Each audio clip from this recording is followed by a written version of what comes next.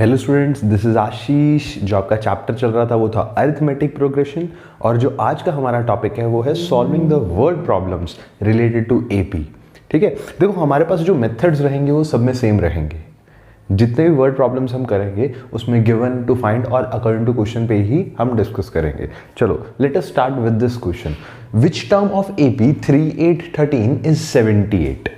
AP given है, आपको निकालना है कौन सी टर्म 78 होगी, मतलब 78 आता होगा इसमें, तो वो कौन से नंबर पे आता होगा, तो आपको ये फाइंड करना है। देखो अगर आपने क्वेश्चन समझ लिया ना, अब हम इसमें गिवन देखते हैं क्या क्या है। देखो इस क्वेश्चन में अगर मैं गिवन देखूंगा तो मेरे पास यहाँ से फर्स्ट टर्म गिवन है, तो मैं लिख सकता हूँ कि हमारी एपी के लिए ए है 3, है ना, ए इज द फर्स्ट टर्म, तो यहाँ पर वो 3 है। डी यहाँ पर मैं निकाल सकता हूँ क्योंकि मेरे पास जो सेकेंड टर्म है ना वो 8 है, फर्स्ट टर्म 3 है, तो हम हमेशा डी निकालने के लिए इन दोनों टर्म्स का यूज करते हैं। तो मैं कह सकता हूँ here d is equal to T2 minus T1 that is equal to 8 minus 3 5। Second term में से फर्स्ट टर्म माइनस कर दी, 8 में से 3 माइनस किया तो आई गेट 5। तो ए और डी तो आपके पास गिवन में आ गया। अब इस एपी के अंदर आपके पास एक टर्म है 78। अब वो टर्म को हम बोलेंगे nth टर्म, हमें वो n निकालना है कि किस नंबर पे आती है। क्या मैं कह सकता हूँ जो nth टर्म है दैट इज Tn, वो मेरे पास है 78, और आपको कैलकुलेट करना है कि भैया किस नंबर पे आती है। वापस से क्वेश्चन देखो, which term of the AP is 78। 78 अगर आता होगा तो किस नंबर पे आता होगा। ठीक है, इमेजिन करना है कि 78 आता है, किस नंबर पे आता होगा। दैट मीन्स आपको निकालना है ये इंडेक्स नंबर n है क्या। ठीक है, क्योंकि हम जैसे फर्स्ट टर्म बोलते हैं ना, अगर तो हम बोलते हैं कि भाई T1 3 है, T2 8 है, T3 13 है, तो अगर यहाँ पर 78 आता होगा वो Tn होगी। अब n क्या है, उसमें इंडेक्स नंबर क्या है, कौन से काउंट पे आता है, ठीक है 78, तो आपको वो कैलकुलेट करना है। देखो अब इस क्वेश्चन में इक्वेशन कैसे बनेगी। As we know Tn given है 78। Tn का एक फॉर्मूला होता है, as we know Tn equals to a plus n minus 1 into d, और हमारे क्वेश्चन के अंदर Tn गिवन है 78, तो मैं लेफ्ट साइड पुट करता हूँ 78 is equal to a plus n minus 1 into d. Clear हुआ? कुछ नहीं है कि आपने nth टर्म का फॉर्मूला यूज कर दिया और उसकी वैल्यू भी गिवन थी तो आपने उसको भी यूज कर लिया। अब मैं अगर इसको सॉल्व करना चाहूँ ना, a और d आपके पास क्वेश्चन में ऑलरेडी गिवन है। a कितना है आपके पास 3 और d कितना है आपके पास 5, पुट कर दोगे यहाँ पर, तो क्या बनी इक्वेशन 78 इक्वल्स टू a की जगह मैंने पुट किया 3 plus n minus 1 into D, D is आपके पास 5, and this is the final equation. Equation आपके सामने है, यहाँ से आपको n निकाल के मुझे बताना है कि n की वैल्यू कितनी आएगी। तो आपने देखा मैंने यहाँ पर कुछ स्टेप्स किए, given to find and according to question. मैं कुछ एग्जांपल्स और करके दिखाता हूँ जिस केस के अंदर आप ये स्टेप्स अप्लाई करके वो डिजायर्ड वैल्यू तक पहुंचोगे जो आपको क्वेश्चन में फाइंड करनी है। ठीक है, तो let us try now. Switching to question number 2। देखो क्वेश्चन क्या है, फाइंड 31st टर्म, आपको 31वीं टर्म निकालनी है, 31st टर्म एपी की, whose T11 is 38 and T16 is 73।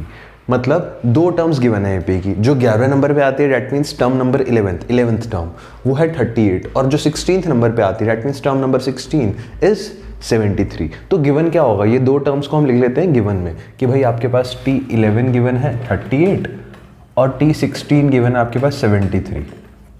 अब ये दो वैल्यूज आपके पास गिवन में सॉर्ट आउट हो चुकी है। क्या फाइंड करना है, आपको फाइंड करना है 31st टर्म, तो आप यहाँ लिख दोगे T31 फाइंड करना है। आई थिंक ये क्वेश्चन कंपैरेटिवली पिछले क्वेश्चन से बहुत इजी लग रहा होगा आपको। हाँ, आपको T31 निकालना है। T31 का फॉर्मूला क्या होता है, फॉर्मूला होता है a plus 31 minus 1 into D. ठीक है, आपको 31st टर्म निकालनी है, तो आपको इन सब की वैल्यू चाहिए ताकि आप इसको फाइंड आउट कर सको। इसमें देखो a अननोन है और d अननोन है। ठीक है, मतलब आपको जो फाइंड करना है वो है a और d। कैसे फाइंड करोगे, आप फाइंड करोगे यूजिंग दीज टर्म्स। कैसे, इससे बनेगी पहली equation. According to question T11 38 है, बट T11 का तो आपको फॉर्मूला पता है, क्या होता है a plus 11 minus 1 into d, this is equal to 38। तो इसको मैं थोड़ा सा सिंप्लीफाई करता हूँ, a प्लस 11 माइनस 1 10 हो गया, 10d is equal to 38, a plus 10d equals to 38। This is equation number 1। Equation number 2 कहाँ से बनेगी, ऑफकोर्स T16 से।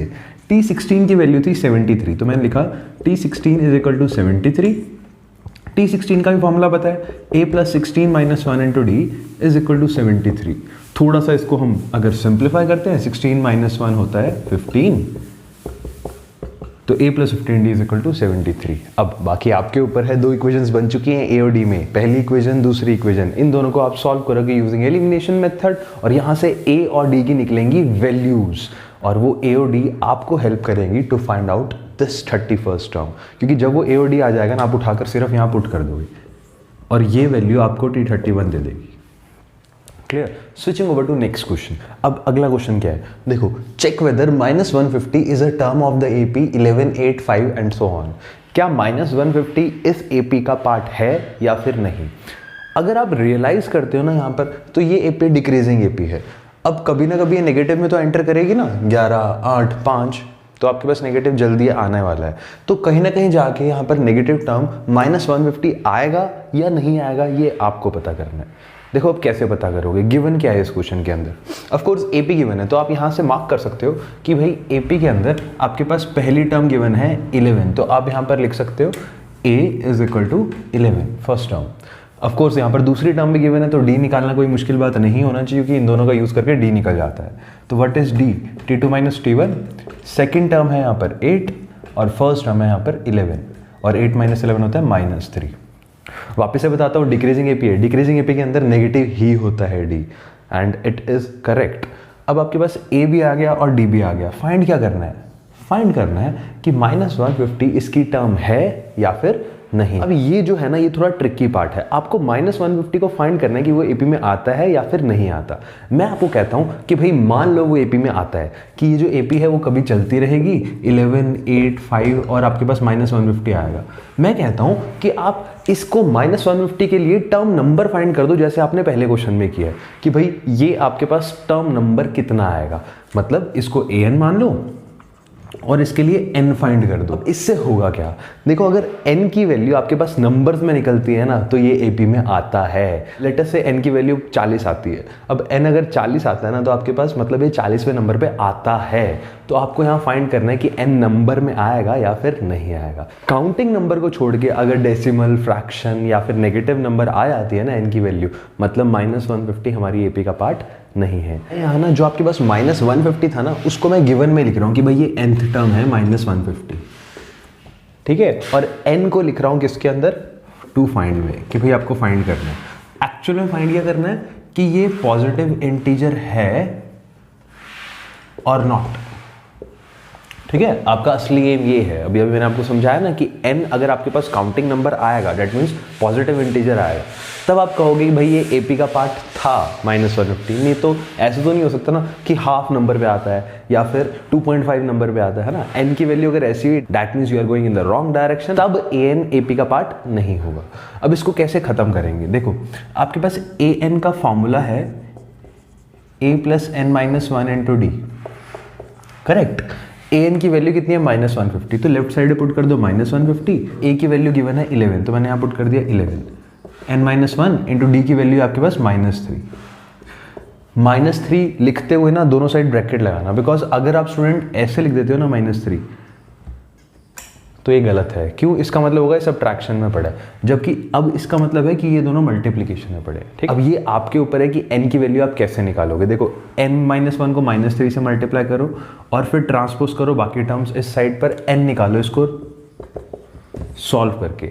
अगर n आया आपके पास positive integer, that means a counting number, जैसे 1 2 3 4 5 6 7 8 9, तो आप कहोगे कि भाई ये an हमारे पास AP का पार्ट है। ठीक है, कौन से नंबर पे आता है वो आपको n बता देगा। बट अगर वो डेसिमल हुआ या फिर नेगेटिव हुआ या फ्रैक्शन हुआ, तो आप कहोगे कि भाई ये AP का पार्ट नहीं है, बिकॉज n ऐसा हो ही नहीं सकता। क्लियर? चलो आप इसको सॉल्व करके तीनों के आंसर्स मुझे सेंड करोगे। This is Ashish and I am signing off. नमस्ते।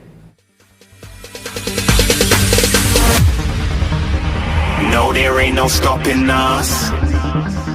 Fly without boarding pass.